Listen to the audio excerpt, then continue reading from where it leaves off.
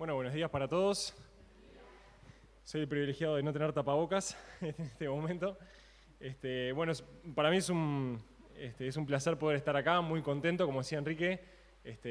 Papá se enfermó de coronavirus, entonces bueno, sabemos que estos días, gracias a Dios, está un poquito más leve cuando a uno le da, pero bueno, igual hay que cuidarse y demás, así que bueno, él está bien, gracias a Dios. Está un poquito cansado, como si fuera una gripe ahí un poco medio fuerte, pero bueno, pudimos también venir. Mi nombre es Bruno González, para los que me conocen. Estoy casado con Natalia López, que está allá atrás. No es nada de Anita, así que amiga sí, pero no familiar. Tenemos a Josué, que es nuestro pequeño de 1 año y casi 10 meses, que anda por ahí caminando y haciendo caritas y demás, y haciendo un poco de ruido y pidiendo pan, es lo que tiene. Pero bueno, nosotros estamos en la Iglesia de la Espada. Yo hace muchísimo tiempo, Natalia desde que se casó conmigo, un poquito antes, y bueno, estamos sirviendo allá, y bueno, para nosotros es un gusto poder estar, a pesar de que sea algo así como para suplir a alguien. Es muy, muy lindo también poder compartir este tiempo juntos. Yo nunca había estado después de que se había terminado todo así tan lindo como está ahora, así que bueno, la verdad que felicitaciones por el lindo salón, como lo tienen y demás, la verdad que es muy lindo. Pero no solo eso, sino también la verdad que disfruté mucho ahí sentado, tenía el coro de adelante y el coro de costado, porque no sé cómo era, si ya lo practicaron o algo, pero de este lado se juntaban ahí y ahí quedaba algo espectacular. Era algo que la verdad que estaba muy bueno. Fue buena elección sentarme de este lado, así que bueno, muchas gracias también por el tiempo de alabanza, que fue muy lindo. Bueno, es algo raro de preguntar. Yo dije, ¿lo pregunto o no lo pregunto? Porque quizás, no sé, no todo el mundo le gusta demasiado, pero bueno, voy a preguntarlo. ¿Pueden levantar la mano a quién le gusta el fútbol? Levanten la mano a quién le gusta el fútbol. ¿Le gusta mirar? ¿Le gusta, puede ser, practicar algo o algo? Bien, hay varios ahí que le gusta el fútbol. Hay gente que no le gusta para nada. Hay gente que le gusta muchísimo, que va a la cancha y que hace muchas cosas. Yo no estoy ahí entre los que más le gusta, pero la verdad que le disfruto bastante. Y bueno, por más que nos guste o no nos guste, estamos en un país que le gusta bastante el fútbol. Más allá de que estemos ahí pendientes o no, siempre nos llega información. Siempre cuando juega Uruguay, uno sale a la calle y están las banderas, están la gente con la camiseta y demás. Que es diferente cuando juega un cuadro, que bueno, puede haber cosas más lindas, cosas más feas, pero cuando juega Uruguay como que todo el país está unido para disfrutar ese momento, ¿no? Y uno de los eventos más importantes obviamente es la Copa Mundial, y Uruguay hace bastante tiempo, en las últimas no tanto, pero los que estamos acostumbrados a vivir un poco más de 15 años, nos pasaba que bueno, Uruguay siempre la sufría un poco ahí para llegar al Mundial, para poder clasificar y demás. Y estaba leyendo, me puse a pensar una frase y yo dije, ¿de dónde salió esta frase? Y me la puse a buscar, y voy a leer un extracto de algo que leí en internet. Decía, en los últimos 10 años, no me acuerdo, creo que fue 2017 que se escribió esto, en los últimos 10 años, en las etapas finales de cada eliminatoria, hay una fase que comienza a tomar fuerza entre los uruguayos. Perdón, una frase que comienza a tomar fuerza entre los uruguayos. Matemáticamente tenemos chance. Esta frase surgió en 1997, cuando se complicaba la chance de ir al Mundial de Francia.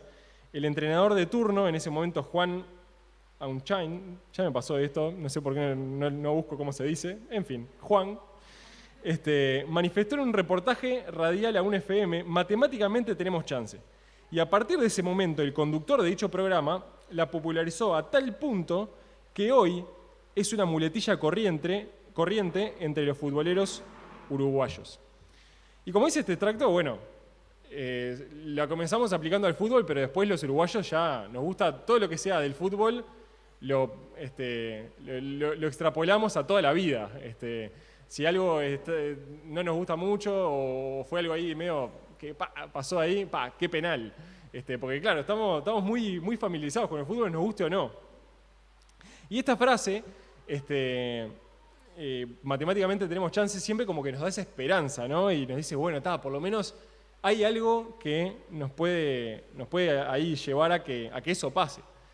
Pero la charla de hoy va a parecer medio raro, pero la charla de hoy le puse un título que no es exactamente este, sino que es matemáticamente no tenemos chance.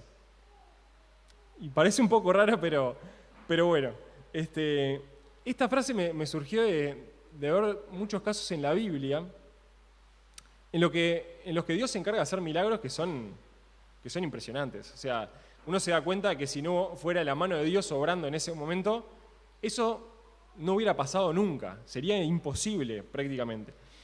Y a mí me gusta un poco preguntarle a la gente, así que le voy a preguntar algo. ¿Se acuerdan o cuando yo les dije esto, le vino a la mente algún caso de alguna persona o de alguna historia que haya pasado esto, que matemáticamente no tenían chance, pero Dios hizo algo que cambió esa circunstancia?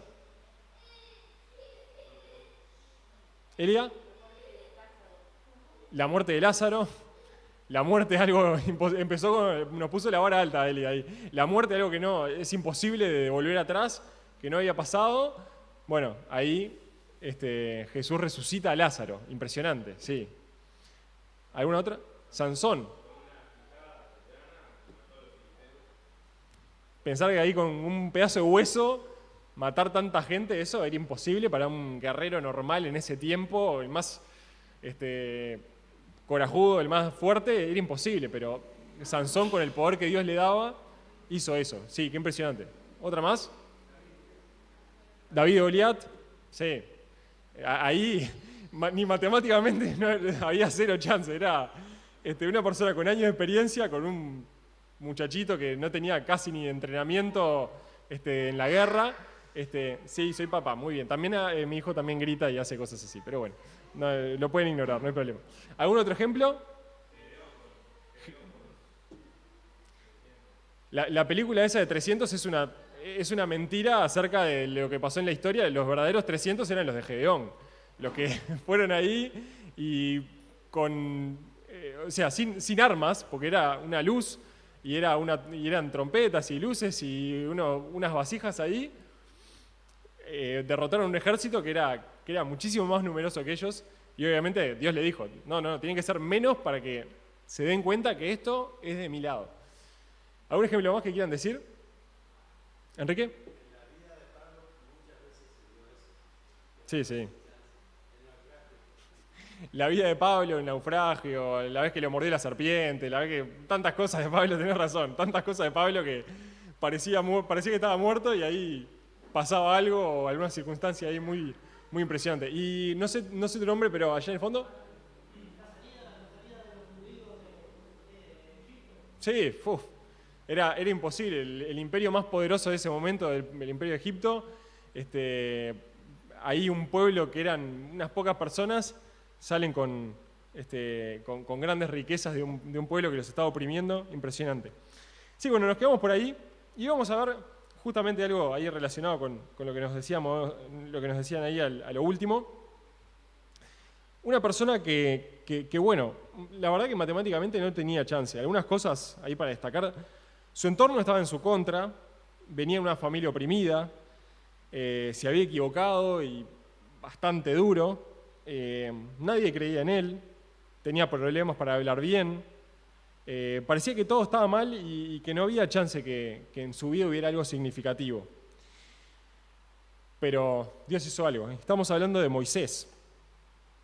Y bueno, vamos a ver en Hebreos 11, vamos ahí a Hebreos. Y en Hebreos 11 es interesante porque no es solamente la historia de estas personas y de personas que tuvieron mucha fe, sino cosas que Dios quiso destacar de estas personas. Uno quizás si fuera a hacer, le dijera, bueno, tenés que destacar de este grupo de personas cosas que a vos te parece que fueran importantes de su vida, uno pondría diferentes cosas. Y cuando uno lee acá dice, pero yo no hubiera destacado esto, pero Dios destaca algunas cosas impresionantes de la vida de diferentes personas. Así que bueno, vale la pena prestarle especial atención. Así que vamos a ver la vida de Moisés. Pero antes, ya que estamos con este concepto de matemática y estamos ahí con Hebreos, hay un concepto que se usa en matemática para las demostraciones de matemática y demás. No les voy a aburrir con nada de matemática, a mí me gusta mucho, pero no les voy a aburrir. Que es el tema de que se tienen que dar determinadas condiciones para que algo se cumpla. Es más que nada de la lógica, ¿no? Por ejemplo, si yo digo llueve, la calle está mojada, bueno, como llovió, se moja la calle, pero eso es una condición, no voy a entrar en los términos técnicos, pero bueno, básicamente, si llovió, entonces se tiene que mojar la calle, ¿no? Entonces, en Hebreos 11, versículo 6, nos da una condición para agradar a Dios. Y dice, Hebreos 11, 6, de hecho, sin fe es imposible agradar a Dios. Estoy leyendo en Nueva Traducción Viviente. Todo el que desea acercarse a Dios debe creer que Él existe y que Él recompensa a los que lo buscan con sinceridad. Y acá nos habla de esta fe, de creer que Dios existe, de que Dios recompensa a los que le buscan. Y esto es una condición que es importante y que es casi toda la condición que tenemos o que necesitamos para agradar a Dios, para poder alcanzar lo que o aceptar lo que Dios tiene de nosotros, ¿no? O para nosotros. Y Santiago 2:19 dice que los demonios también creen y tiemblan. Entonces, bueno, pero creer alcanza. Y bueno, sí, solamente creer alcanza, pero tenemos que ver a quién le creemos, en quién creemos. Entonces, ahí en 1 Timoteo 2, versículos 3 al 6, dice, esto es bueno y le agrada a nuestro Salvador, quien quiere que todos se salven y lleguen a conocer la verdad. Pues hay un Dios y un mediador que puede reconciliar a la humanidad con Dios. Y es el hombre Cristo Jesús. Este es el mensaje que Dios le dio al mundo justo en el momento preciso. Y acá nos habla de que no, sí, solamente con creer alcanza, pero esta fe tenemos que depositarla en Jesús. Como dice acá, Dios quiere que todos se salven. ¿Se salven de qué? Bueno, de una condenación por nuestros pecados. Y como dice acá, hay un Dios y un mediador. Hay alguien que nosotros no podemos llegar a Dios. Las cosas buenas que hacemos, nada de lo que hagamos puede hacer que Dios acepte nuestra condición. Y por eso hay alguien que está en el medio, un mediador. Y este mediador es Jesús, Cristo Jesús, como dice acá, que dio su vida para comprarles la libertad a todos. Así que si hoy todavía no tenés a Jesús en tu vida, todavía no aceptaste por fe lo que Jesús hizo por nosotros, que murió en esa cruz para salvarnos, hacelo hoy. Es la primera condición para poder entender todo esto y para poder empezar esa relación con Dios. Pero vamos ahora sí a esta lectura que tenemos en Hebreos. Hebreos 11, del 23 al 27, vamos a leer. Vamos a leerlo todo seguido. Yo estoy, como les dije, leyendo en Nueva Traducción Viviente. Fue por la fe que cuando nació Moisés, sus padres lo escondieron durante 3 meses. Vieron que Dios le había dado un hijo fuera de lo común y no tuvieron temor de desobedecer la orden del rey. Fue por la fe que Moisés, cuando ya fue adulto, rehusó llamarse hijo de la hija de Faraón. Prefirió ser maltratado con el pueblo de Dios a disfrutar de los placeres momentáneos del pecado. Consideró que era mejor sufrir por causa de Cristo que poseer los tesoros de Egipto, pues tenía la mirada puesta en la gran recompensa que recibiría. Y el 27 dice, fue por la fe que Moisés salió de la tierra de Egipto sin temer el enojo del rey. Siguió firme en su camino porque tenía los ojos puestos en el invisible. Vamos a tener una palabra de oración y seguimos con este pensamiento. Gracias, Señor, por este tiempo juntos. Gracias por tu palabra, porque es viva y eficaz. Te pido que si hay alguien acá que todavía no empezó este camino de fe, como decíamos al principio, no entendió que su condición lo llevaba a la condenación y que no hay nada que pudiera hacer que lo acercara a vos, Señor, que pueda entender y creer, Señor, y depositar su fe en Jesucristo. Y Señor, para nosotros, los que ya te conocemos, que este tiempo pueda ser un tiempo de desafío, como cantábamos, quebrantar nuestro corazón y ayudarnos, quebrantar nuestros pensamientos y ayudarnos a aceptar, Señor, tu palabra y entender lo que tenés para nosotros. En nombre de Jesús, amén. Muy bien. Y acá vemos que esta persona, Moisés, realmente no tenía chance. Sus padres desobedecieron la orden del rey. Él perdió los beneficios porque rehusó llamarse hijo de la hija de Faraón. Salió de Egipto con un faraón enojado. Después, unos versículos después, nos cuenta de los primogénitos, que Dios iba a matar a todos los primogénitos de la tierra. Después atraviesa un mar, tiene que atravesar un mar por el medio porque estaban los egipcios atrás y el mar adelante. Matemáticamente no había chance. No había nada posible en todo lo que la historia nos cuenta. Pero Dios lo hace posible. Y pensaban que Dios puede transformar muchas cosas que nosotros pensamos que quizás no hay chance, que quizás no es una situación que no podemos sobrellevar, es una circunstancia o algo que pasó que quizás no tiene arreglo, pero que hoy podamos poner esa fe en Jesús y entender que a través de eso Dios puede hacer y cambiar esas circunstancias. Quizás no a veces sacándonos de ese lugar o cambiando totalmente eso que pasó, pero sí estando en medio de nosotros, estando con nosotros.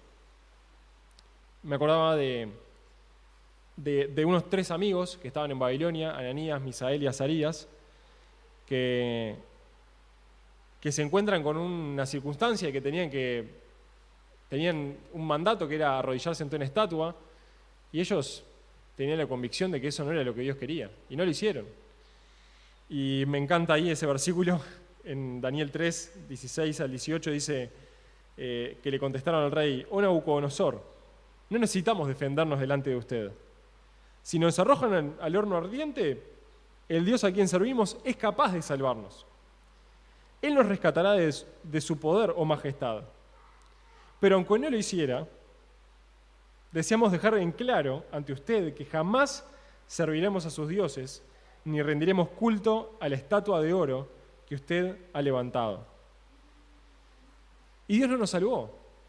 Dios nos salvó a estos 3 amigos del horno de fuego. Y nada hubiera cambiado en la historia si se hubieran muerto ahí. Nada hubiera cambiado. Ni el poder de Dios, ni la soberanía de Dios hubiera cambiado. Pero Dios eligió dejarnos un ejemplo ahí. Que en el medio del fuego, en el medio de la prueba, Jesús estaba con ellos. Dice que un ángel de Dios, era como apariencia de dioses. Y bueno, entendemos que puede haber sido Dios, Jesús mismo que estuviera ahí, Dios mismo con ellos. Obviamente es lo que entendemos, pero Dios estaba con ellos en ese momento. Y fue de testimonio para el rey y para muchos otros. Y bueno, a veces Dios no nos saca de las circunstancias, Dios deja que estemos en ese horno de fuego, pero está con nosotros ahí entre medio.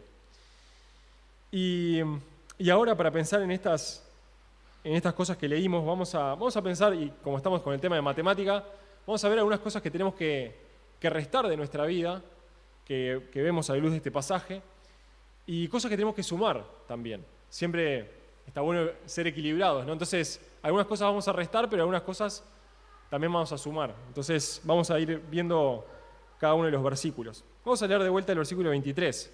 Dice: fue por la fe cuando nació Moisés, sus padres lo escondieron durante 3 meses.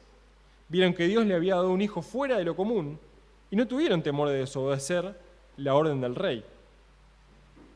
Y esto nos explica mejor, si vamos a la historia, en Éxodo 1, nos explica que bueno, cuando era el tiempo de Moisés, ya José, que había hecho grandes cosas para Egipto, que había tenido muy buena relación con el faraón, ese faraón ya había pasado, ya no tenía tan buena relación, el pueblo de Dios había crecido, y el faraón de turno no estaba muy contento con esa situación, de que un pueblo que estuviera dentro de su territorio estaba creciendo tanto y tan fuerte. Entonces lo que le decía la orden del rey fue a las parteras que si nacía un bebé de las mujeres hebreas y era un varón, lo tenían que sacrificar, lo tenían que matar. Y las parteras no obedecieron la orden del rey. Y eso fue de bendición para ellas, según lo que dice la Biblia. Pero después Faraón dice, bueno, cualquier persona del pueblo, si un niño de los hebreos, si es varón, puede matarlo. Era impresionante la orden que había mandado el faraón. Y así, en ese contexto, nace Moisés. Y esta fe que describe en este primer versículo no es la fe de Moisés particularmente, es la fe de los padres de Moisés.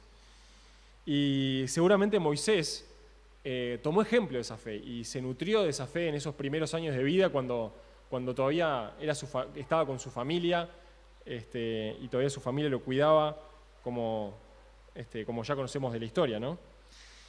Y en esa fe desobedecieron al rey para confiar en Dios. Obviamente era algo difícil, tenían que esconderlo, no era fácil. Seguramente había soldados que pasaban y que no era sencillo esconder un bebé de 3 meses. Nosotros tuvimos a Josué y realmente ya el primer mes está bastante tranquilo, el segundo mes ya empieza a interactuar, el tercer mes ya se pone complicado, no es sencillo. Pero ellos lo hicieron. Y acá no estoy pensando en una revolución, decir, bueno, ahora ya está, no tenemos que obedecer más las leyes, no tenemos que obedecer más nada, pero sí es a pensar de que por encima de las leyes de los hombres, o por encima de las leyes que tenemos en nuestro país, está la ley de Dios. Y gloria a Dios por las leyes que tenemos, y gloria a Dios por tantas leyes que son de beneficio para todos nosotros y de cuidado. Y muchas leyes sabemos que se tomaron casi directamente de la Biblia, fue un copy y pego. Si fuera un trabajo de la facultad nos acusarían de plagio. Pero hoy en día hay muchas cosas que quizás sí se aprueban o sí son leyes y son cosas legales que no van de acuerdo a lo que Dios dice. Y como decía, no estoy llamando a la revolución ni a una anarquía ni mucho menos, pero sí tenemos que tener en cuenta de que lo que Dios dice es lo que primero debe regir nuestra vida. Podemos pensar en muchas cosas, en el tema del aborto, en el tema de, del matrimonio igualitario, de diferentes cosas que tienen que ver con los niños, de diferentes leyes que quizás las vemos y decimos, pero que es destructivo para la sociedad. Entendemos que según lo que Dios dice y lo que sabemos, incluso de la ciencia, esto no es lo mejor. Pero bueno, en esto, como estamos en esta sociedad y no podemos salir, que podamos buscar la verdad de Dios en cada cosa, ¿no? Que podamos que no seamos como en el tiempo de Isaías, que ahí en Isaías 5:20, algunos llamaban bueno a lo malo y a lo malo llamaban bueno. Que podamos, a la luz de la palabra de Dios, con mucho respeto, con mucho amor, poder también vivir de una forma que, a pesar de las leyes que haya, podamos poner la palabra de Dios en alto, ¿no? La verdad de Dios y la verdad del Evangelio. Y pensaba, bueno, ¿qué podemos restar y qué podemos sumar? Bueno, restemos obediencia al mundo y a sus formas y sumemos confianza en Dios. Muchas veces necesitamos fe y confianza para ir en contra de un montón de cosas y de la corriente del mundo. Porque realmente es difícil. Y compañeros de trabajo se nos van a poner en contra y no caemos simpáticos y hasta podemos, tener que ir a la cárcel por cosas que uno dice que en realidad está diciendo cosas que dice en la Biblia. Pero bueno, pongamos esa confianza en Dios y saquemos esa obediencia al mundo y a sus formas. En el versículo 24 dice, fue por la fe que Moisés, cuando ya fue adulto, rehusó llamarse hijo de la hija de Faraón. Prefirió ser maltratado con el pueblo de Dios.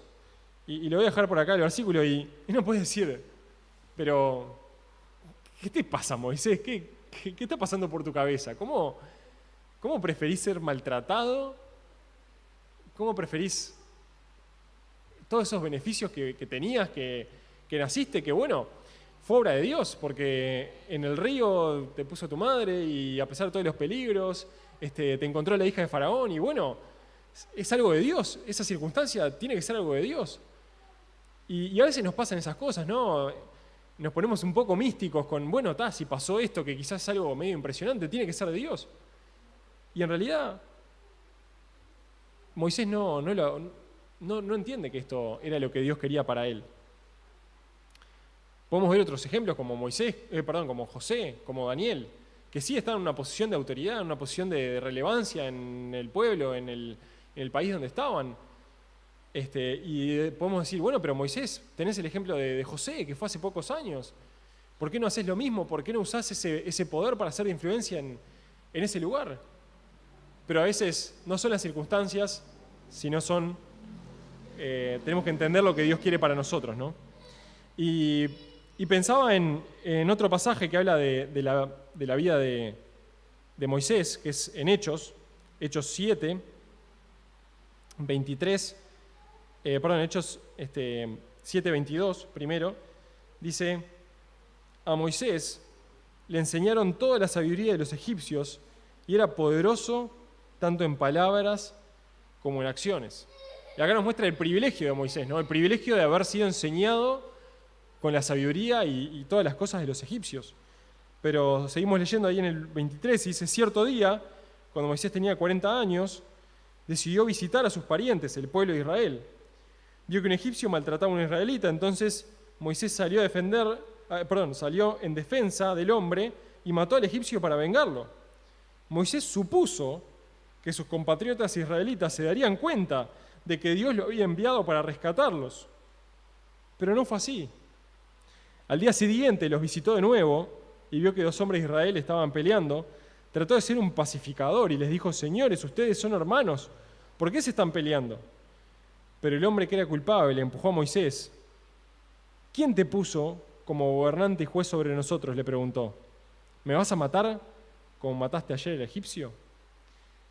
Y vemos esta circunstancia que, bueno, Moisés entendía que él iba a ser el libertador, que Dios lo había enviado para otra cosa. Pero se equivoca. Hace algo que está fuera de lo que Dios quería seguramente. Y él quería como hacer las cosas a su manera. Y bueno, después huye de Egipto, hace un montón de cosas. Pero bueno, después vemos cómo Dios usa esto, ¿no? Y cómo podemos seguir leyendo en Hebreos, y dice que, bueno, yo lo corté antes, ¿no? Pero dice, prefirió ser maltratado con el pueblo de Dios a disfrutar los placeres momentáneos del pecado.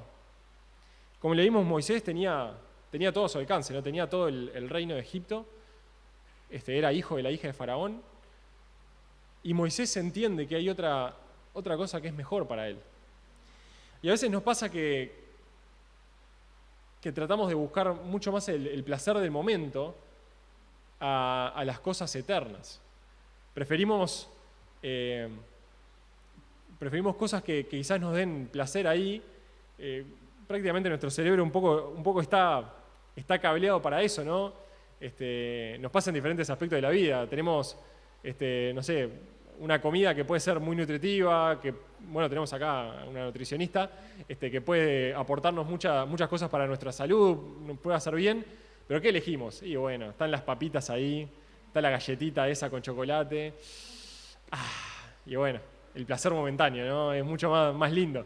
Y bueno, así lo podemos llevar a otros aspectos de la vida, al ejercicio físico versus quedarnos sentados mirando la tele, o mirar videos en YouTube de cosas que nos diviertan versus quizás leer la Biblia y entender algo que Dios tiene para nosotros. Y tenemos muchas cosas. Y bueno, nuestra naturaleza pecaminosa muchas veces nos lleva a esas cosas. Pero que podamos ser como Moisés, que podamos buscar las cosas que son eternas, que podamos buscar las cosas que no se terminan ahora, que no son temporales, sino que son duraderas. Cantamos incomparables promesas me da Señor. Y tenemos muchísimas promesas en la Biblia, muchísimas. Seguramente si me pongo a preguntar, a mí me encanta hacer esa pregunta a veces, bueno, ¿qué promesas recordamos de la Biblia? Y es lindo recordar las cosas que Dios nos promete. Y tenemos muchas cosas para poder aferrarnos a esas promesas de Dios y a Dios, para saber que quizás en el momento no es lo más placentero, en el momento quizás no es lo que nuestra naturaleza nos pide, pero a largo plazo eso va a ser mucho mejor para nosotros y para los demás. Y acá pensaba en restar placeres del mundo, cosas que nos dan esa satisfacción instantánea, pero no llenan nuestra alma, y más recompensas de Dios.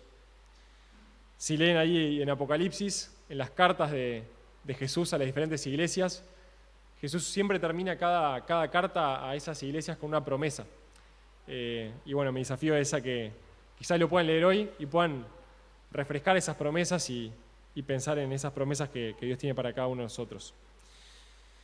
Y ya como último versículo, el 27 dice: fue por la fe que Moisés salió de la tierra de Egipto sin temer el enojo del rey.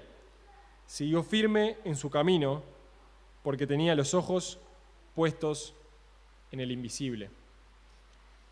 Y Moisés se equivoca, peca, mata a esta persona como ya habíamos leído. Y es descubierto y tiene que huir. Ahí en Éxodo 2, del 14 y 15, nos habla de que Faraón se entera y Moisés se tiene que ir. Y acá dice que no tuvo miedo, pero lejos de ser una contradicción, obviamente es algo que Moisés experimentó en un largo plazo, no en el momento particular ese que tuvo que huir, sino que sin temer el enojo del rey, fue algo que también experimentó después cuando tuvo que volver. 40 años después de estar en el desierto, quizás apartado, quizás uno pensaría humanamente toda esa capacidad, todo ese entrenamiento, todo ese poder que dice la Biblia que tenía Moisés, desperdiciado en el desierto con unas ovejas. Qué desperdicio, pero Dios estaba trabajando en la vida de Moisés. Y vemos que a pesar de las dificultades de volver a un lugar donde fue rechazado y enfrentar a Faraón mismo, a sus compatriotas que no creían en él, Moisés se mantuvo firme. Y me hacía pensar en Pedro, cuando Pedro ve que Jesús viene caminando sobre el agua y le dice: Señor, si sos vos, que puedo ir caminando hacia vos. Y empieza a dar esos pasos mirando a Jesús y algo imposible pasa. Es el único ser humano, o el segundo ser humano que pudo caminar sobre el agua sin hundirse. Y ahí en un momento él empieza a mirar las circunstancias, empieza a mirar las olas, empieza a mirar lo imposible según su mente de pescador de conocer ese mar y se empieza a hundir. Y Jesús ahí después va y lo rescata, ¿no? Y muchas veces nos pasa lo mismo, cuando sacamos la mirada de Jesús, cuando sacamos la mirada de nuestro Salvador, ahí es cuando nuestra fe empieza a flaquear, cuando empezamos a hundirnos en nuestras circunstancias o en las cosas que nos pasan. Y un pasaje cerca, Hebreos 12, del 1 al 3, dice: por lo tanto, ya que estamos rodeados por una enorme multitud de testigos de la vida de fe, quitémonos todo el peso que nos impida correr, especialmente el pecado que tan fácilmente nos hace tropezar, y corramos con perseverancia la carrera que Dios nos ha puesto por delante. Esto lo hacemos al fijar la mirada en Jesús, el campeón que inicia y perfecciona nuestra fe. Debido al gozo que le esperaba, Jesús soportó la cruz, sin importarle la vergüenza que ésta representaba. Ahora está sentado en el lugar de honor junto al trono de Dios. Piensen en toda la hostilidad que soportó por parte de pecadores. Así no se cansarán ni se darán por vencidos. Y esto es lo que hacemos en la cena. Volver nuestra mirada a Jesús. Volver a pensar, a pasar por la memoria lo que nuestro Salvador hizo por nosotros, lo que le costó, pero lo que conquistó, nuestra salvación. Y podemos volver esa mirada a Jesús y tomar ánimo, ¿no? Como dice, piensen en toda la hostilidad que soportó por parte de pecadores, así no se cansarán ni se darán por vencidos. Muchas veces es difícil terminar un año, terminamos muy cansados, con muchas cosas, dificultades, coronavirus, quizás falta de muchas cosas, pérdidas. ¿Para quién no fueron años difíciles? Pero que podamos volver nuestra mirada a la cruz, nuestra mirada a Jesús. Esa cruz vacía que no quiere decir que está enterrado, sino que quiere decir que está a la diestra de Dios. Y que podamos, como dice acá, así no nos cansaremos ni nos daremos por vencidos. Y acá lo que pensaba restar era temor a los hombres y a las circunstancias y sumar el seguir el camino de Dios, el mirar a Jesús. Y podemos repasar estas tres pequeñas sumas y restas.